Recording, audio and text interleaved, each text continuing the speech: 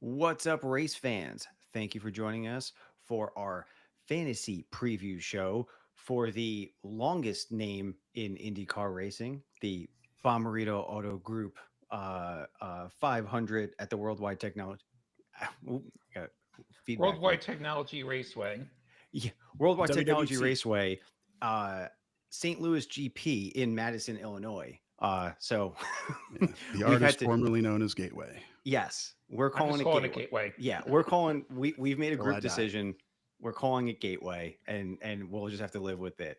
Ross is not with us today, so we don't have our super fun intro music. But I'm Mike, GridRival CTO. With me, as always, I have William, our principal software engineer, Ryan Booth, our director of business operations, the one, the only Chase Holden needs no introduction, and a new face to the group today, Ben Scruggs, who's also taken my GP moniker as well. So Ben Scruggs, Ben Scruggs GP, follow him on socials.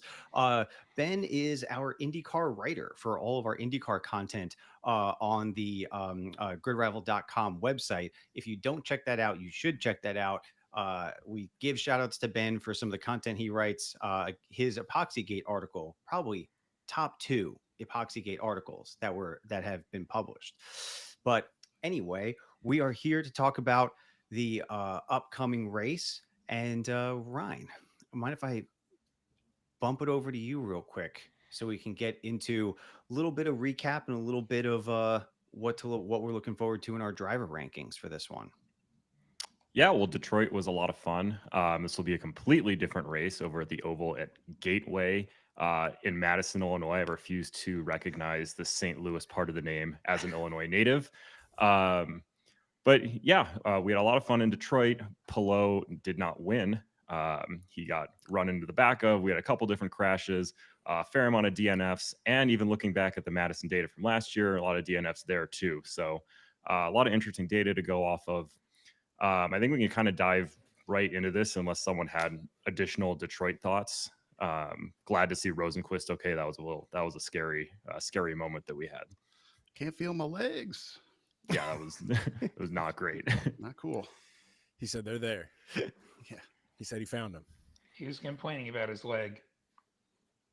He said he thought it was just asleep. From what I heard, I think he was like, I think it was just asleep. I was like, I've had that happen a million times. I wasn't in like a wreck in a car, but I know that feeling all too well. You never want to be caught there. Usually you'll get that feeling like if you sit on the toilet for longer than 10 minutes. So you have to be careful. Yeah, much slower than 180 miles an hour getting punted by the 45 there. Guaranteed. Yeah. And then I think some winners from last week as well. A really good showing from Andretti, Herta, and Kirkwood. I think were the two pretty much fastest cars all weekend, and it showed on Sunday. And another winner that I had down, the Kiff Dog. Like, look at that scoring. We kind of pass over him thinking about teammate points with the rest of his teammates, but look at what he pulled out there. That was extremely impressive. I'm sure. Great guy. I'll pass it over. Yeah, throw it over to Chase. I'm sure he's got some Kiff Dog talk he wants to get out there. Yeah, we just dropped the new Speed Street episode just came out. We had Kiffin on the show this week, so we got to talk to him. One thing I'm excited about out off the track, he's going to take me kite surfing. So I'm making sure that I tell everybody about that. Connor doesn't think that I can kite surf.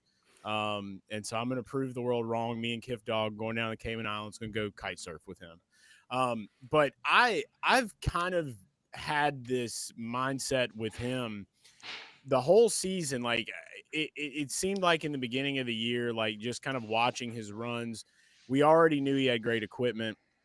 Linus Lundqvist, speaking of a guy that was with Chip Ganassi, he ended up finishing this race third last year in Madison. So we know that he's learning underneath Scott Dixon and Alex Palou. He has already shown that he is capable of not destroying a race car, and strategies working out well for him that we saw out in Detroit. Big surprise. Wish I would have had him in my lineup. I had some other guys, unfortunately, but I will say that I am keeping a very close eye on him for the remainder of the season. He did tell us, though, ovals are his biggest weakness right now. So keep that in mind for this week. Yeah, and then I think one of the other storylines out of Detroit is Ferrucci and AJ Foyt, apparently, like best case scenario for cheating, I would say. You get busted and fined, but you don't lose any position on the track. So he retains his P2. Good for them. I would love to find out beforehand which cars are doing the minor cheating and won't lose their positions, because I want to put those guys on my team. So in defense of IndyCar, there was precedent for this. Alexander Rossi got popped. Basically the same situation. I think the year he won the Indy GP at the Indy Road Course, underweight, but car was fine, and it was the exact same thing. Docked 25 points and 100 or 25K. So for once, the stuff that happened at Indy was completely unprecedented. That's a new benchmark for penalties, uncharted waters, but there was some precedent for. Yeah, and I think does anyone else have any thoughts on Detroit last week, or should we close the book on that and move on to our updated salaries so we can start running through for Madison? I just thought I'd throw in a quick I told you so. I did hop in the chat last week or 2 weeks ago to let you know that Andretti on street courses, there's nothing better. So their damper program is elite, especially for the street courses. So not relevant this week, but just couldn't pop on here and not mention that I called it. So it is Are true. we going to get anyone else to run into Palou? Not with the balls that Malukas has. Yeah, that was something for sure. Yeah, I know I probably shouldn't admit to having a rooting interest, but I shocked myself with how loud I cheered watching him nose into the tires. So, I didn't feel great about it, but it happened. Big Lil D fan? You big fan of Lil D now? Yeah, growing for sure. Okay. Lots of speculation around him. Obviously, essentially the fourth Penske driver. James Schnabel, his engineer, is actually a Penske employee. That car might wear the number 4 AJ Foyt, but yeah, that's essentially a Penske car. So he's got the equipment, he's got the stones, as Chase alluded to, and big result on an oval at Indy. This is obviously a very different oval, but I do like Malukas quite a bit for Gateway. All right, then let's move on to Gateway. We got a night race on Sunday. Be sweet. They'll be blowing off those fireballs on the backstretch. Should be a ton of fun. So we'll get straight underway with if the new tradition has been naming the tiers. Some people call it stupid. Some people call me a genius because of how creative they are. So we'll get right into it with Alex Palou, still in a tier on all his own. Who cares about what happened last week? This is the pace car tier. It's always out front, and he just drove his Indy 500 pace car to the Pacers game last night, which was pretty cool. So this is the pace car tier, Alex Palou all alone. He did drop $2 million last week after the Detroit race. His salary is down to 28.4. Anybody have thoughts on Palou? Sign and go long. When are you going to get potential?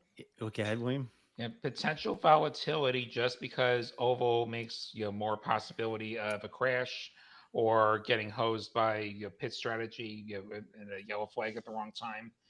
That said, this is round number 8 of the championship, right? Or 9? Yep. 8.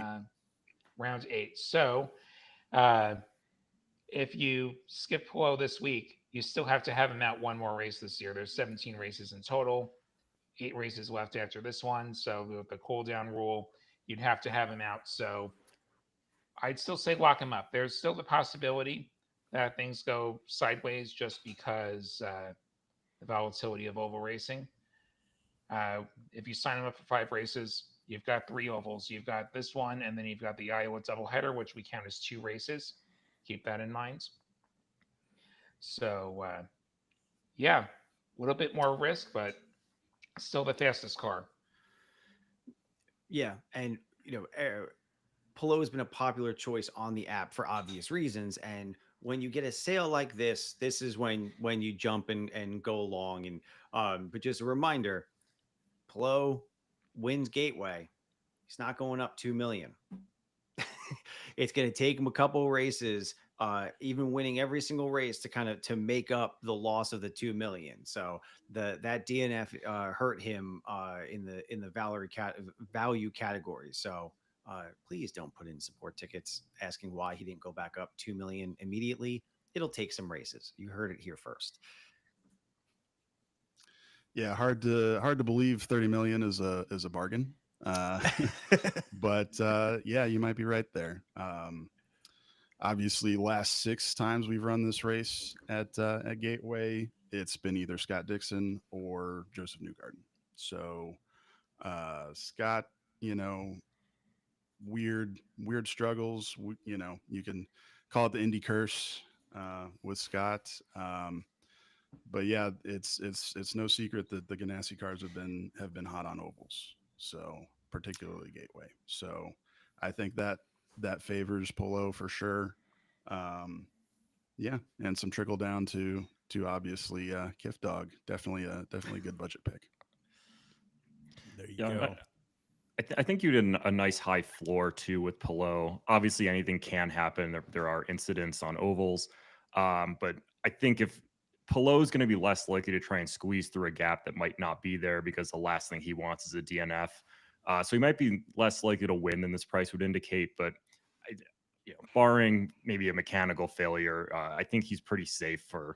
He'll be running top 5, I would believe, most of the race, and he'll be content to finish second or third without making a crazy move for the lead like some of these other guys might be subject to. Mm-hmm. Yeah, if he gets another DNF, it's either mechanical or it's someone else's mistake. Don't count on Alex Pelot to make a mistake ever. I'll just say that this is kind of an old dogs race. I've kind of come to learn that in my years of going to this exact race, and I'll be there this weekend again. Very excited. But with Alex, I'm not going to say that I think that a podium is out of the question this weekend. He's obviously shown that he got over the mountain by winning the Indy 500.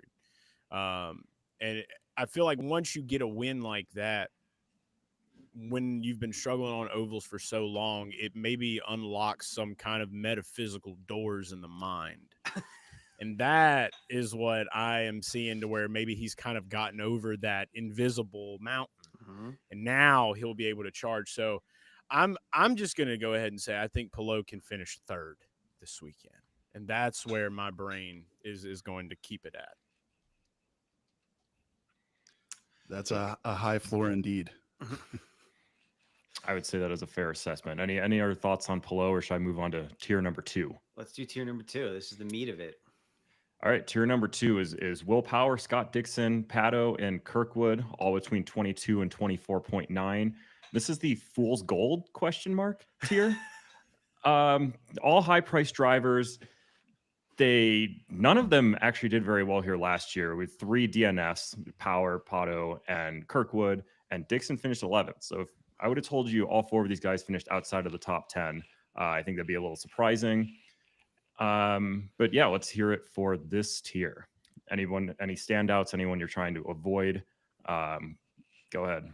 It was a great group name for these guys, because in my $100 million lineup, if we have time to get into them, I didn't roster anyone from here for this race. I'm leaving them out. Wow. If I'm not mistaken, Gateway last year was where Power, I guess, told somebody he's number 2, or maybe he told him that he's number 1 twice. So, this is where we talk about, potentially, somebody else causing a problem, and then you get a bird sighting. But yeah, I mean, I don't know what the deal is with Penske this year. Like, theoretically, Power should be a good choice if he can stay out of trouble, but I just don't know what the deal is this year. Detroit looks to be trending in the right direction. I'm okay with the idea of taking Power. I think I like Newgarden better, though. Penske driver won Gateway last year at a cheaper price as well. Newgarden, traditionally more of an oval guy. I know he's in the next tier, but if I have to take somebody out of this tier, I think I like Kirkwood the best. and then probably Pato Award. I'll just say that Power is one of my top plays this weekend. He seems to be the strongest Penske guy right now out of all of them. I know Scotty Mack, he had his issues over the last 2 weeks, and he could bounce back quick at this race as well. And he's somebody like I had to really dice it up because like Newgarden is not a guy that I am even looking to have at a track where he's won so much because of all of the chatter that I'm hearing just about his headspace, his mentality right now. Like just hearing from some of the drivers, like how he is at races, like before races, it just feels like maybe he's put way too much pressure on himself. And that can cause a lot of problems in a series like IndyCar where it is so driver dependent inside that cockpit. So Power being the guy that has had the better finish and has shown that he's always just like he's in his own world, dude, half the time. Like when you see Will Power. So for a guy like that that's very relaxed in the mind at a track like this where he has come close, I have to go with him as the strongest Penske person right now as things sit. Um, so I would say that I would take Power, and Power will be my number one play for this weekend. So you're predicting Power Polo on the podium. Yeah, I guess since I already said Pelot being Yeah. third, then yeah, I'm predicting a Power Pelot podium, and there's one more guy that I'll talk about. Yeah. But yeah, there's two guys in this tier, the fool's gold. Maybe I am the fool. I don't know. But there are two guys in here that I like a lot this weekend. Like I said, it's kind of an old dog's track in my eyes. And so I think that out of these four guys, you could probably tell who the other guy I'm going to go with is. Mm-hmm. Yeah. Yeah, would if you're a fool for falling for the fool's gold, I'm right there with you, man. Amen. I'm willpower all the way. Yeah, you would not know that this man is in a contract year by watching him race, watching him drive two cars at once around Detroit. That was pretty epic. He's having fun with it. He's out there just running his race, and it shows that someone who, with as much speculation about his seat next year, really should not be as relaxed as he is. But No. there he is. So, yeah, I think you're spot on calling this an old dog's race. 500 miles around a short oval. Like there's 1.5 million opportunities for an inexperienced driver to screw up. 500 miles or kilometers? What is a kilometer, dude? Yeah. What? I feel like a lot of these oval races, apart from Indy, they like to use the metric system just so they get an impressive looking number. It is kilometers. It is kilometers. It is kilometers. So. Yeah. Back when they used to race at Texas, they did the same thing. Yeah, it's 2.2 kilometers to a mile. I think. Well, that's that would make sense. One more reason I don't like this long name. We gotta get a real American number in there. I like to call it the Bomb 5. It just makes it flows. Bomb 5. I hate to harp on it again, but then the Bommarito Auto Group, Worldwide Technology Raceway, St. Louis GP in Madison, Illinois, in kilometers is just insane. We've got to do something about it. We have contacts at IndyCar. We've got to send some emails. Yeah, we'll do it. I'm not one of these guys that's like you can't call an oval a GP, but I think it's unnecessary. When you've got a number, you're marketing off that number, that 500. And I'm a little miffed that it's not miles, but hey, it's still a long race under the lights. These young cats, they've never done it. So it's going to be new for them. Guy like Jacob Abel has never run an oval in IndyCar. So, expect chaos, expect high attrition rate. I mean, last year we had only 17 cars left running at the end of the show. Yep. I don't think this will be any different. So are you guys going Power over Pelot and save the $4 million and use that money later down the lineup? Is that your plan? I would for sure. Yeah. I'll just say that I don't even have Pelot in my lineup this week because of the money. I'm trying to find guys that I feel like are going to finish up front, and then we're going to get some good passing points. That's mainly my thing, because like you said, the attrition rate, I expect it to be high. This is just what this race is known for. It's what this track's known for. It gets a little wild out there. And I agree that it's entirely possible that there's drivers talk about it all the time, this kind of mental block coming from Europe. You've never seen an oval in your life, just getting over that hump and really feeling comfortable there. Indy is a different kind of oval. Indy is the only super speedway we go to. You've got a whole month essentially to focus on just getting that right. So to think that all of a sudden Pelot's going to be this oval master, I don't see it. Again, hard to say out loud that Pelot might not be great at something, but I don't think he's there yet. So I don't think he commands Pelot money for this week. I like the hot take. What else we got, Ryan? I think that's probably it on this tier. Pado's interesting. It just really hasn't quite feels like put it together this year. He had another rough qualifying last weekend. It's just a couple things out of his control. Like last year, it looked like he had a pretty fast car, but I believe it was mechanical was his DNF reason, if I remember correctly. But I don't know. I think you make the argument that based on what we all thought Pato would be, he might be a little underpriced here. So I'm interested to see what he's going to do. I don't think I'm rostering anyone in this tier, hence why I named it what I did. And yeah, I think the willpower, he should be awesome. But as we'll get to in this next tier, I kind of like both of his teammates more, especially when you consider the price point. That so was mechanical. Sorry. Okay, yeah, it was mechanical. All right, good, confirmed. All right, well, I'll segue that right into this tier. This is the Blackjack tier. We have Newgarden, Herta, McLaughlin, Lundgaard, and Ferrucci, all between 19 and 20.8 million. So this is a Blackjack. You're sitting on 20, and the dealer's got a 9 showing. So you feel pretty good that you're going to cash here with all these $20 million guys. And then Ferrucci's a step down at 19. Like you might be looking at a push. I think he's kind of one of these things that's not like the other type of deal, but we had to give him a little bit of respect as now he's above the talent driver line. So he gets to find himself in a group with some of these guys who really do excel on ovals. Both the Penske guys and, Herta's looked fast on ovals as well. So I think Ferrucci for me is the one stay away just because he's probably at his ceiling in terms of price. So I'm not really looking to back him. And I think you look at Newgarden, Herta, McLaughlin, especially at depressed prices from how they've been running. I think those are like no brainers to roster at least 2 of them. I think lineups that roster 2 from this group will be among some of the highest point scorers, but there's so much consolidation in pricing. 5 drivers this close rarely, if ever, happens.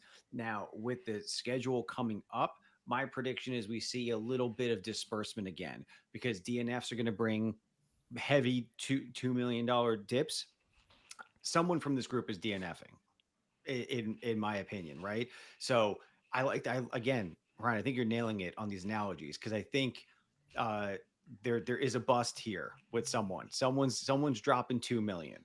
But I like the Penske drivers here. Newgarden at 20.8 and McLaughlin at 20.4, 400K difference. McLaughlin's lost 900K coming out. And then if my numbers are right here, they went 1-2 last year. Yep. That's compelling. So but here's the thing is on other like fantasy previews that we do, we tell people sometimes it's smarter to take the cheaper driver to save the money. There's so much consolidation here. It's a coin flip for me between McLaughlin and Newgarden. The 400K is nothing. I will point out that some things have changed at Penske since then. Like everybody got fired. So a lot. And they're probably under a bit more scrutiny. They're even cheating at Le Mans now too. Yeah, I think NASCAR is the only place they haven't got caught cheating recently. Just give that a week or two. I'm sure that they'll find that the 2 is cheated up somehow, or the 22. Anyway, I like Newgarden out of this tier the best. He won there last year. Newgarden's an established oval driver, and we'll have to have him on my roster. My next pick is probably Herta. Like we've seen Andretti on the uptick a little bit.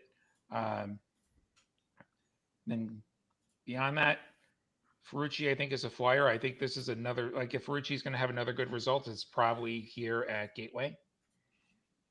And then, yeah, McLaughlin, Lundgaard, I'm less in love with. Like, I'm probably not taking Lundgaard this week. Would you? All right, but if you were an Arrow McLaren fan, are you going Pato or Lundgaard? I like Pato better. Mm-hmm.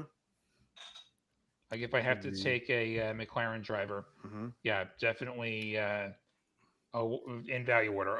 Award, then Lundgaard, then Siegel, which Siegel actually was 7th at Gateway last year in a McLaren. So Top McLaren. How did that last year. happen, though? if things happen the right way, you know, that's the thing, though. The volatility of oval racing, you never know what can happen. True. He's not wrong. Pato was a mechanical. Rossi was contact. I want to know survival. I just want to know who we all think is going to bust out of this tier. I want to get it on a record. I want one driver. I want to hear who's the one guy you think is going to bust out of this tier for everybody. I want to start with Mike. Oh, I think it's going to be one of the Penske's. I know I'm hot on them, but between Newgarden and McLaughlin, all right, I'll go McLaughlin. I'll go McLaughlin. I'm going to go vice versa. I'm going to say it's going to be Newgarden. Okay. All right. Well, yeah, I agree with your Newgarden take. I think he's a bit of a head case right now. He's just not. He doesn't cope well with things going this wrong for so long. But just to be different, I'll say Santino. I think Santino and Pato are kind of in the same boat right now, where they are not used to being the second slowest driver or second fastest. Lundgaard has really eclipsed Pato this year. Whether that lasts, who knows, but he's definitely kind of the Piastri of the moment. So yeah, Santino really struggled with his car at Indy. He was very vocal about it, very tough on his team about it. So kind of hard to see those guys really, stepping up for a guy that was kind of hanging him out to dry. I know I just said Lundgaard, but my gut also does tell me Santino Ferrucci probably does end up crashing, trying to force the issue somewhere. That's not a bad bus pick, dude. It's really not. Yeah. He's easily the most aggressive driver out there. And a race with this much caution, this much, 10 guys crashing out last year, it's hard to see him making it to the finish. If he makes it to the finish, he's in the top 5 for sure. But I don't see him making it there. I have a hard time. So like our current generation's Takuma Sato then. Yeah. Trophy or the Thomas steering wheel. Schechter. I'd say Schechter. Or Thomas Schechter, yeah. Yeah. That's the second straight show we've referenced Thomas Schechter. I'm impressed. Shout out Schechter. Should be weekly. Yeah. What about you, Ryan? I can't call Lundgaard or Ferrucci the bust just because I don't think they're going to be great anyways. But I'll say Herta solely because it's like something always seems to happen to this guy. Anytime he looks good or has a fast car, whether it's his fault or not, like something's going to blow in that engine, or I don't know, maybe like Stingray Rob spins out into him in lap traffic. Like who knows? I just feel like I can't shake the whole Colton Herta, something bad will happen to him reputation. And I'm high on both Newgarden and McLaughlin. I know Newgarden's been struggling as we've kind of covered, but I'm willing to just not overthink it. Like I will take Joseph Newgarden at this track, and if it goes poorly, so be it. I'll live with the decision. I'll be annoyed if I don't take him and he finishes first like I expect him to. I'm going with Newgarden until it proves me otherwise. Like no way I can pass up on rostering him at 20.8, especially considering where everybody else is at. So there you go. Lundgaard is your pick from this tier. That's how we settle it. Everybody got their guys I think that's gonna bust. So if you want to go against all of us, go with Lundgaard from the Blackjack tier. And the chat seems to agree. Booth with the truth. Let's go. I like that. Amen. Booth with the truth. Hashtag it. Booth, no. Oh yeah, all right. I like this Kevin Hendricks guy. Yeah. Big fan. All right. Any closing thoughts on the Blackjack tier? Or are we ready to move on? Let's do I it. like Herta. Herta, he's had a ton of adversity this year, but he's kept a cool head throughout all of it. I do find it interesting, William, that you're still harping on Penske for cheating, but yeah, the much more egregious violation was committed by Andretti. Oh, absolutely. So No, that Andretti cheated too. Let's yeah, let's not. expect that narrative to change after my next article. So Yeah. just quick tease, quick plug there. Yeah, and to lift the veil to the listeners of the show, William carries this energy all season. If you have an infraction on race one, William will bring it up at the last race. Still, it is unforgivable. For those of you who don't watch our F1 show, William still actually William has a problem with the Williams team for an incident that happened in F1 a year ago. They did Logan dirty. That's what Yeah. I'm saying there. They did him dirty. There's Amen. in terms of ability to hold a grudge, William is number one. Any infraction, William will not forgive you. Yeah. I am Jeff Gordon waiting 6 months to dump Clint Boyer and ruin his championship. That's who I am. I love that energy. That's, Well, that's I'm what glad talking they're about. checking floor wear for somebody. I'm glad somebody cares. Yeah. We're really big into integrity here at GridRival, so it's pretty big pillar of the company. Yeah. I got the Honesty and Integrity Award when I was in high school, so I can say that I will fit into the integrity. Mm-hmm. Oh man. All right, into the next tier, we now approach talent driver eligibility. So this first tier, we have Rossi, Armstrong, Rosenquist, Rahal, Ericsson. The price spread is 13.3 to 17.3. I'm not really. This was a rough one to try and tier out or come up with a fun name. I went with Swede and Sour. We got two Swedes in here, and Marcus Armstrong. I always kind of think of as just a Swedish guy because of the Marcus, and then get him confused with Ericsson. So I'm counting him as kind of like a third honorary Swede. Yeah, and then a lot of DNS in this from last year: Rossi, Rahal, Ericsson. So I guess that's part of the Sour. Yeah, this one kind of just got cobbled together, so we'll move on from that one. But yeah, if anyone, who do you guys like in this tier? Anyone to avoid? And this is again the top of the talent driver eligible list. I just want to start by just saying that I like Marcus Ericsson out of this tier. I feel like we saw him finish second. He did get caught. He did cheat.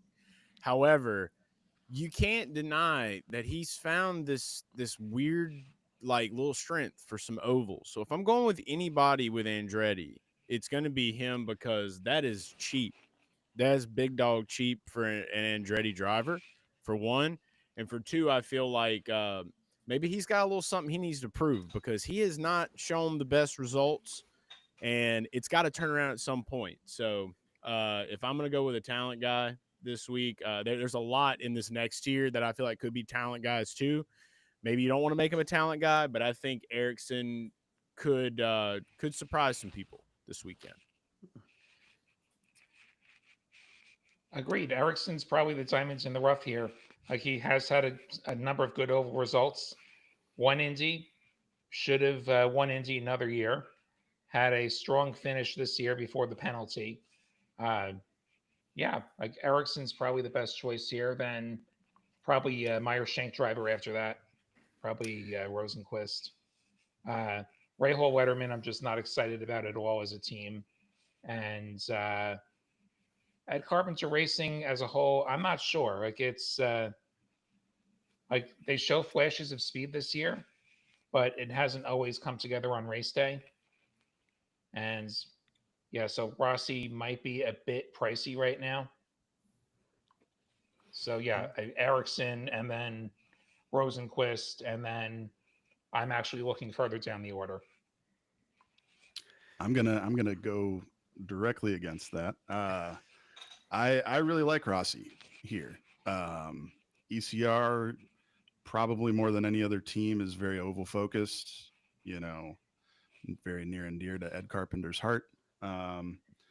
Yeah, didn't quite have the showing at Indy, but I mean Rossi went out with I guess you'd call it a mechanical. It was a little more dramatic than that, with himself and half his crew on fire. But yeah, I really like him here. He's a smart guy. He's brought a lot of racecraft, I think, to ECR that might have been lacking while Renus was there. Hopefully that's not too tough of a shot. He's been a dog in the sim. He's spending just as much time in Charlotte in the Chevy sim as he is on the racetrack. So that they've made strides for sure, and it hasn't paid off yet. But I see the momentum there. And then yeah, obviously Meyer Shank, the sister team to Ganassi. They've got all the same data. If you like Kif Dog, you have to like Rosenquist and Armstrong. And of the two, I lean towards Fro personally. I think I in a tougher situation, a high attrition race, I expect him to be at the finish. Armstrong, he's good. The talent's there for sure, but yeah, things tend to happen around him. So I'll give a lineup strategy pro tip. So far, I think I'm being accurate in saying this. There's like a sunk cost fallacy that like these are the highest ranked drivers who are talent driver eligible, so you need to roster one of them because they have the highest likelihood of points. That has not been true so far. There's been some I think if Ferrucci in this group, but then he's now out. VK I think was the best talent driver for two of the prior races, a little bit below. So my strategy pro tip here would be, if you're not hot on anyone here, don't get caught in the sunk cost fallacy that you need someone here to have talent driver points. I would even tell you like, hey, spend a little bit more and then do like a Newgarden Herta, and then go further down the grid to pick up a talent driver just below this tier. But if I have Rosenquist, which I believe I do in my current lineup, not dropping Rosenquist, but that would be my kind of lineup strategy pro tip for like this tier right now. Don't feel the pressure. You can go up and still take a talent driver below and do really well. Especially on an oval. And my $100 million lineup does not have any of these 5 drivers. And to clarify something, I personally am a huge Rossi fan. If I'm putting a driver down, it is purely in the fantasy context. Like I think there are better options in the fantasy context, but I am a huge Rossi fan actually. And I just kind of realized the real reason I called this sweet and sour. I should really write these down. It's because I'm high on Rosenquist and Ericsson and sour on the other 3. Yeah. So I just bumbled through that whole beginning, just being like, why did I name it this again? But whatever. I write down the tier names and don't write down my reasoning and just hope it comes to me. So that's mistake number 1. But so that's what I've got. I like Rosenquist, I like Ericsson, and the other 3, I don't really have any desire whatsoever to roster. So I would assume I'll have one of Armstrong or Ericsson, or no, sorry, Rosenquist or Ericsson, and talent driver, whoever that is, potentially. All right. Anyone else on this tier? Or are we ready for this jumbled mess coming up in tier 5? We're ready for the big dog. Yeah, let's start fighting. Okay. Yeah. So this is this is where things turn into a total cluster. This one was really hard to figure out. We have Nolan Siegel, Malukas, Daly, VK, Rasmussen, Schwartzman, Simpson. Simpson's at 10 at the lowest in this tier, and the highest is Siegel at 13. This one I couldn't make any sense of this whatsoever. I called this the old wooden ship tier. For anyone who's seen Anchorman, that diversity is an old wooden ship. And there's a ton of diversity in this tier. It's 7 different teams. The drivers are all over the place. The only thing they have in common is that they're priced around the same. Like, good luck trying to figure this one out. The only thing I can think of is that I think Malukas will be good. The rest of it, good luck. I'm going to wait till practice and qualifying until I even begin to attempt to dissect whatever the hell is happening here. I say we call it the gut boy tier. This is where you gotta just lay a driver out in that tier. You gotta say, this is what my gut's telling me. It's a gut boy tier. But I'm VK all day. No, there's I don't care about facts, figures, anything. He's been one of the best talent driver selections consistently throughout the game so far. I'm just going with that consistency here. So VK all day here. And also it cheap, which VK is 11-2 for a talent drive for potentially a talent driver selection, depending on practice. Like I might backtrack this, but to like that's where I'm seeing lineups jump huge in the leaderboard is when people are taking some risks on talent driver selection down here. VK has been that guy this season who's brought the points for lineups. So got to go with your gut. VK all day. I don't care. Not can't tell me nothing. I'll I'll jump. I'm making Malukas a talent driver this week just because of what we've seen from him at this track in 2022 and 2023. It seems like he's got something going on here. Finished second at the Indy 500. You know that they're pumping some grease into this boy over there at AJ Foyt Racing. So I do think he can have a very strong showing if he stays out of trouble, doesn't get, shabooted like he did the last time he was here.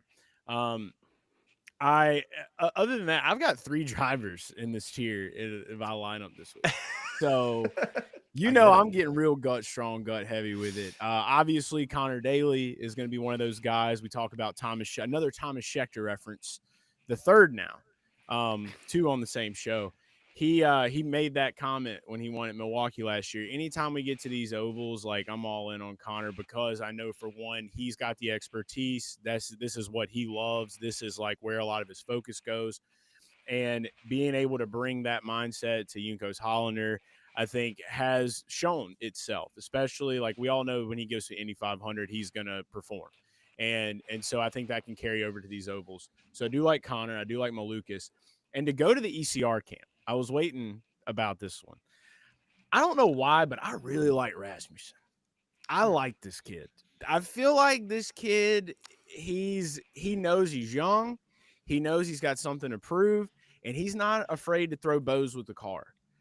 And for me, that's the kind of dog in you energy that you would want to have. Like we would all expect Santino to have a little bit of that maybe last year, and I feel like it's starting to kind of transfer into here. We've seen him kind of do some questionable, wild things. So if there's anybody on the ECR front that I'm looking at, it's going to be Rasmussen this week. So that's all I have to say about that. I'm curious to hear y'all's thoughts. One thing I just got to put in there. I'm heavy in this tier as well for the $100 million lineup. Okay. But one thing we could all call is what tier of drivers do we think will have the most DNFs? Because for me, it might be this tier. Because just the likelihood of where they're going to quali to where the crash is going to happen to where they're going to get sucked into that crash or cause the crash, right? So this feels a little gambly, right? But like when you're in the back, you've got time to slow down. You've got time to get down, get down low or get up high. I'm feeling the crashes in the mid pack, and I think we're going to get some DNFs through here. It's between this tier and the tier above. But I'm referencing my lineup, and I had some edits to it. But Chase, we might have the same lineup. Okay. Rock and roll, dude. I like that. Yeah. Well, I'll jump in too. I'm super high on this tier. I would dub this the prove it tier. A lot of these guys, they're question marks, but I think I like the answer that's coming to that question mark. Yeah, Connor, obviously, this is the first track that he's returning to with Juncos Hollinger Racing. So, um, you know, pretty strong finish, 13th last year for a debut with a team, young team, only a few years into the game. Um, yeah, I'm super high on Connor. I'm high on David Malukas, as I said. I mean, that's essentially a Penske car. That he is the fourth Penske car. I personally, spoiler, I think he's going to remain the fourth Penske car and not the second or third Penske car going into next year. But finished super high at Indy. You know, racecraft is there, team is there.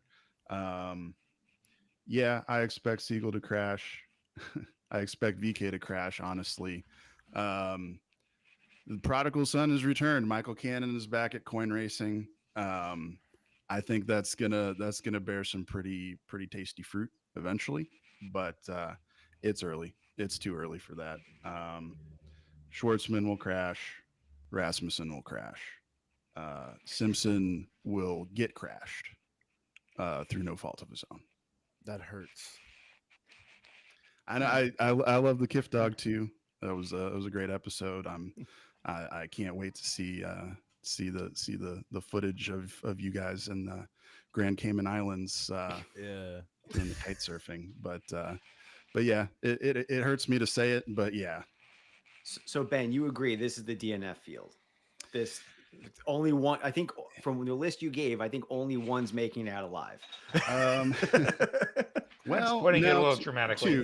two. Stack your So chips. I can't see. I honestly can't see making a lineup without Malukas and Daly. But everyone else, I run for the hills. I don't trust it. So this tier, I'll put it in order of like best to worst in terms of people I'll actually roster. Daly, Malukas, Rasmussen, Simpson, and I'm not touching anybody else. So I think Siegel's probably at the ceiling, especially with the limited oval experience. BK tries for Dale Coin Racing. Enough said. Enough said. And then the stats prove you wrong. Look at the score. Look at the scoreboard. He do have some good stats. and then you've got Schwartzman, and he's won one oval in his life, and he crashed on pit lane. So, yeah, you don't get to run the whole race in clean air, unfortunately. So yeah, that's my thoughts. And yeah, my lineup has Daly for sure. Like I'm making a point to have Daly for all the ovals. So probably one race of Daly, and then pick him up again for 2 in Iowa, and then take him again for Nashville. I'm much more interested to see how Schwartzman qualifies than actually runs in this race. I don't know. I honestly have no idea if that speed that they showed at Indy will carry over. You would think maybe a little bit. I know it's obviously not even close to a 1-to-1 thing, but we'll see if they bring it again. But yeah, I want no part of him during the race. He'll just fall back like a rock if he does have that that speed in qualifying. For me in this tier, it's Malukas number 1, and I think it's by a lot. I think there's a huge drop off after him. I think Malukas should be the highest league adoption percentage driver, and I think he should be your talent driver. Obviously, things can change after practice qualifying, but if I had to submit a lineup today, it would be Malukas, talent driver, no questions asked. Cosign. I said, look at the scoreboard. So I pulled up the scoreboard. Not a comparable oval, but a oval. Malukas, Indy 500. Malukas, 150 points. Daly, 124 points. Rasmussen, 160 points. So Rasmussen, as a talent driver, he was the best talent driver selection for the Indy 500. 320 points from one driver. Not bad. I'd have to look at the improvement index numbers since then. Like those have moved around a little bit. Those have moved around a little bit, but this, scoreboard's looking at, and also I did have to double check my math on VK. He's the best talent driver selection on a GP circuit, not an oval. Yeah. Yes. So I might have screwed up my thing there. I'm still He's going big road VK all guy. day. Yeah. Important distinction. Last year, Dale Coin Racing's drivers were Jack Harvey and Catherine Legg. They were 2 different drivers for Gateway, and neither of them did very well. That said, these are different. Catherine Legg won't be in the country for this race, so she's she's down south of the border this weekend, looking to run into Cup drivers and see how that goes. She down there at 7,000 feet of elevation. That's gonna down there, up there, yeah, everywhere. You said down there, and I was like, I don't know, it feels like up there to me. Yeah, it's up there, down south there a little bit. Down the It's all a map. question of Down which the map direction up you the look at. globe. Mexico Yeah. City, notably south of everything in the United States. Yeah. But higher than everything else. Yes. Down yes. down the map, up the globe. Yes, Mhm. Ryan, you are at the current highest elevation out of all of us, and Mexico It's City true. is higher than you right now. Yeah, I wish I I'm- could watch that race from a pyramid. Yeah. That would be great. Like a Mayan pyramid. Just let me Chichen stand on Itza. top of it, watch the Yeah. race. How do we But do yeah. that? How do we build that? I don't know. Ben, I want to ask you though, like, I know that you said a lot of these guys you think I'm wrecking out. Like, what's one guy you would roll the dice on out of the guys that you think are gonna wreck? Well, I mean, I think we all agree Christian Rasmussen's got those kind of Schechter vibes. You know, Yeah. he's pretty Schechtery, to coin a term there. I just, you know, I think we're all remembering the dramatic finishes, the wins, you know, he crashed a lot. Thomas Schechter crashed a lot, and Christian Rasmussen will crash a lot. I think, you know, I believe he was the highest finishing ECR car at Indy, but I think luck played a huge part in that. So if I got to do it, if gun to my head, you know, yeah, Rasmussen, he's got talent. He's got the stones to run the high groove. There is a scheduled high groove practice session. We'll see if everybody participates. They don't always, but they're actually talking about having some pretty meaningful penalties to drivers that don't run the high line in the high line practice. So I expect the high groove to be rubbered in pretty good. I expect it to be a pretty good show. I expect to see Connor up there, see Christian up there, see Santino up there, and that's probably it. But of those three, Christian is probably the crashiest, in my opinion. I'm going to take back over here. The good news is that we've been giving some incredible in-depth analysis, I think, on pretty much every single driver. The bad news is we're running a little low on time, so I'm going to move on to the final tier. I'm a this print is- guy. I'm a print. I'm wordy. Yeah. This has been great, but I just want to get this final tier in because I'm sure some people are going to have need the budget options on the roster. We've got Stingray Rob, Louis Foster, DeFrancesco, Abel, and Ilott breaking up the rear. Stingray Rob highest at 8.9, Callum lowest at 5.2. This is the Lance Stroll tier.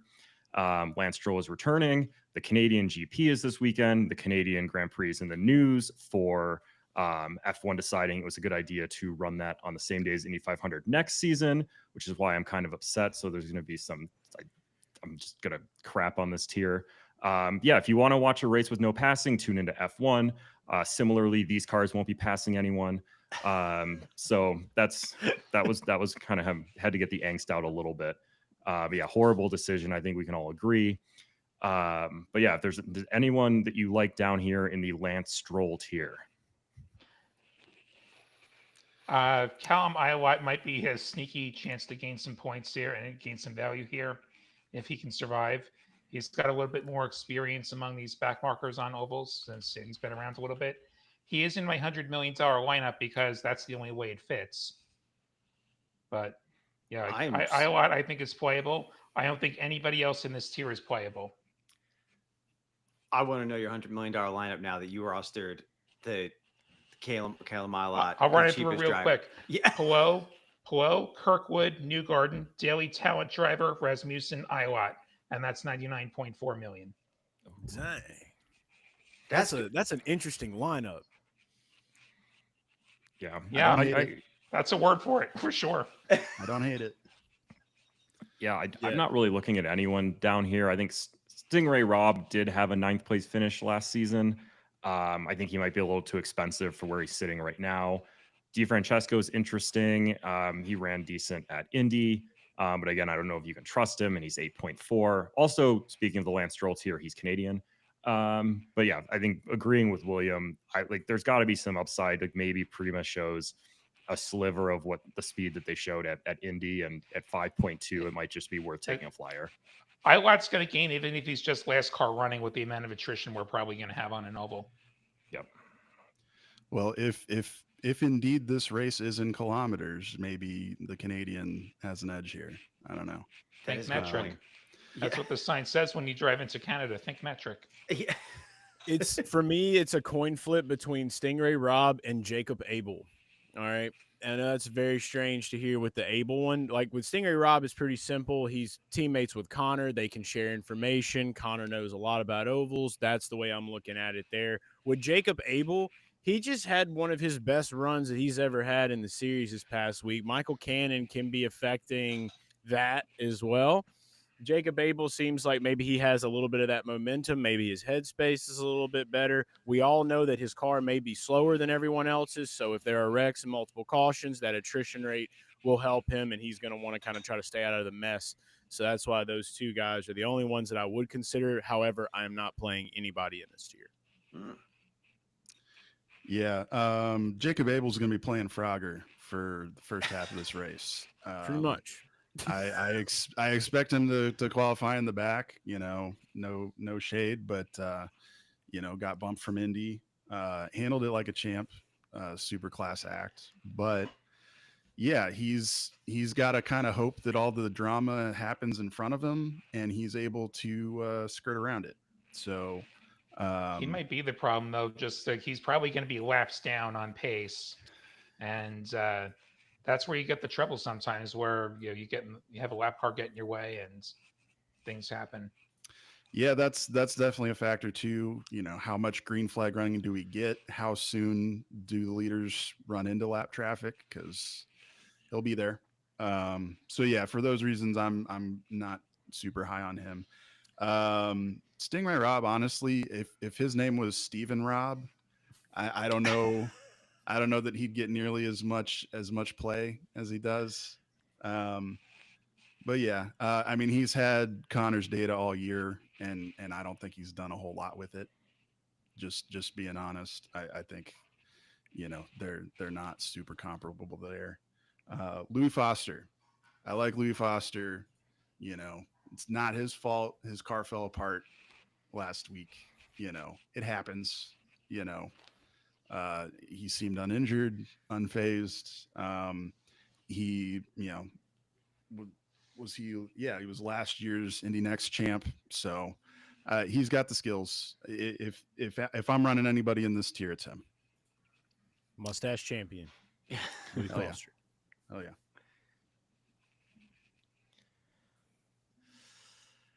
Yeah, okay. As I figured, not a whole lot to say about this lower tier, but we wanted to get to the Lance Stroll tier anyway.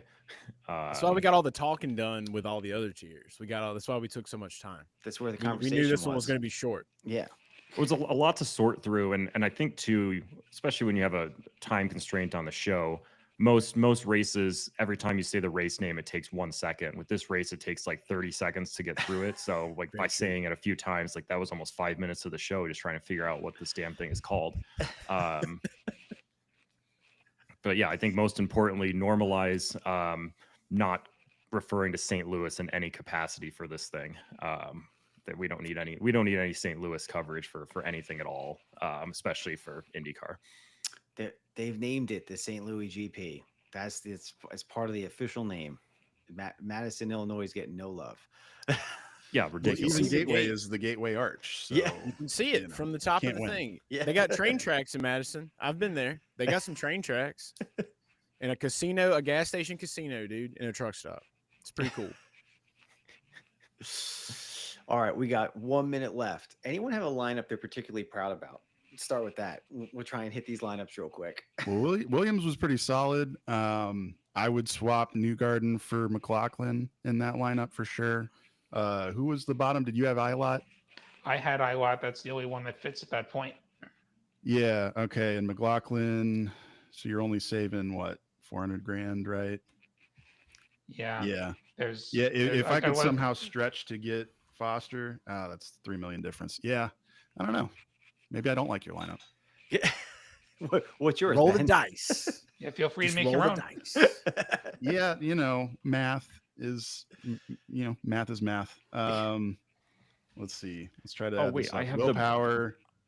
If I skip the second tier, I can probably do Rossi and Rosenquist. I probably can't fit. Yeah, no, I don't know. This is tough. This is a tough week. I would start with Malukas and Daly though. That's kind of my sweet spot. There's value there, and then I kind of build both directions from there. All right. I'm not particularly proud of mine, but when I was workshop, I made one change during the call, and then the math worked out so perfectly. I'm not going to change it. $99.9 million lineup here. Polo, Power, Daly, Malukas, VK, Simpson. All or nothing. And VK is 11-2. I could swap him out for other options there. So if VK, if I have to go back on my VK all day, that's the one I would. But it is a wild lineup. But once it hit 99.9, I was like, I'm going with it. That's yeah. Sunk cost fallacy. You brought it up. But you had me sold on VK, and now you're willing to dump him. I don't know what to think now. No, I realized I was looking at some wrong data when I was making my recommendation. It happens. So, but Michael Cannon effect will be a thing. Yeah, maybe Iowa. We'll see. Let's see how this goes. I'm not ready to jump on it. I took all 6 of my drivers from 2 tiers. I went Newgarden, Hurd, and McLaughlin, and then Malukas, Daly, Rasmussen, 97.5. Okay. I probably have the craziest lineup of all this week, and I gave it out to the public on the IndyCar social. Will Power, Scott Dixon, Marcus Ericsson, Dave Malukas, Connor Daly, and Rasmussen. That's 90. I think it's like 97.7 million. That's the lineup. Hit me with it one more time. So I know we're over time, but I want to. Will Power, Scott Dixon, Marcus Ericsson, David Malukas, Connor Daly, Christian Rasmussen. I wouldn't have thought that fit. It did though. Yeah, it does. Oh, it did. I did my homework, dude. I was cooking. Yeah, that's a great lineup. Like if you don't want to have Polo in your lineup, that's probably the best lineup that's like non-Polo, and that beats one with Polo. So that's a lot of fingers really crossed intriguing. energy with Scott Dixon, though. It really is. It's a lot of fingers crossed energy with old. This is the old dogs lineup, dude. It's been a rough year for him. Definitely the baller on a budget lineup for sure. Those are some big names for 100 million. There we go. So we're gonna be pumping good energy. I also this was hasn't been publicly announced, but I'll announce it here. So on Sunday at 3:15 p.m., if you're at the track or going to the track, I will be doing about a 20-30 minute sit down on stage with Scott Dixon. So we will be chatting, talking it up, getting his take on ovals and more ovals potentially in the future for IndyCar. We'll be talking about all kinds of other stuff. Father's Day, he's a dad. We'll be talking about a lot of cool stuff like that, some off-track stuff, a little bit of on-track stuff. So just something for the viewers that may be there. And I'm still working on hopefully trying to find a way to record that so I can get it out to everybody. Sweet. I'll be there. Very cool. Hell yeah. All right. Well, we're over time. That about wraps us. Thank you all. Next week, Road America. Next week, Road America. Iowa is a doubleheader. Account for that in your contracts. We forget any comment, subscribe. If you like F1, come back tomorrow. If you like F1, come back tomorrow. If not, I hope everyone has a great Bommarito Auto Group 500-kilometer St. Louis GP in Madison, Illinois gateway race. Thanks, everyone. Bye.